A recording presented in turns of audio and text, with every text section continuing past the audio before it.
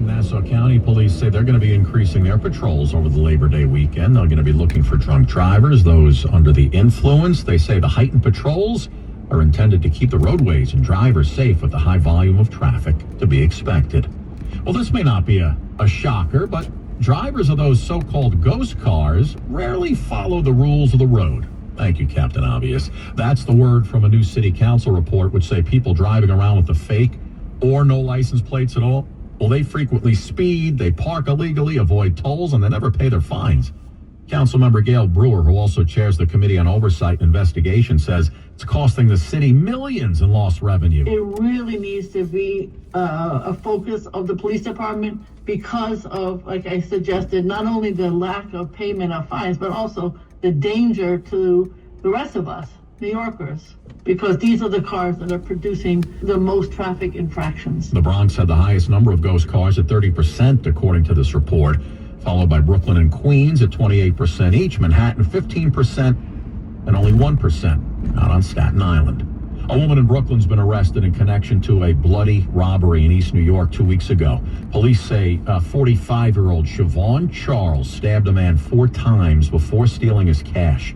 He was taken to the hospital where he actually survived, and Charles faces 2 counts of robbery. This morning, a rally against gun violence is going to be held outside the U.S. Open in Queens. Organizers from the Nonviolence Project Foundation will also display a customized tennis-themed knotted gun sculpture.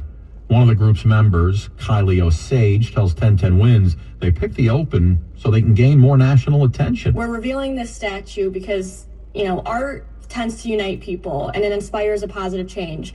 So we're hoping that, by revealing this statue, we hope to unite people and get people on board together and just create a respectful culture. Osage was wounded during the 2021 Oxford High School shooting in Michigan. She has since become an advocate against gun violence. That demonstration begins this morning at 8:30. Police in Minneapolis believe pure hate was one of the motives for Wednesday's mass shooting at a Catholic church, which killed 2 children and wounded more than a dozen. The authorities have also recovered electronic devices they're going through and additional writings that they say point to someone who appeared to hate all of us, as the acting U.S. attorney said. Black people, Mexican people, Christian people, Jewish people. The only people the shooter seemed to admire were other mass shooters and appeared to want to kill children in particular. That's correspondent Aaron Kotursky. The alleged shooter, 23-year-old Robin Westman, shot himself at the scene. Investigators say he fired off 116 rounds through the stained glass windows.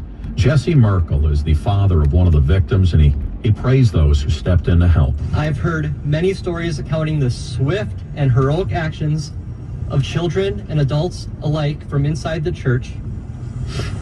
Without these people and their selfless actions, this could have been a tragedy of many magnitudes more.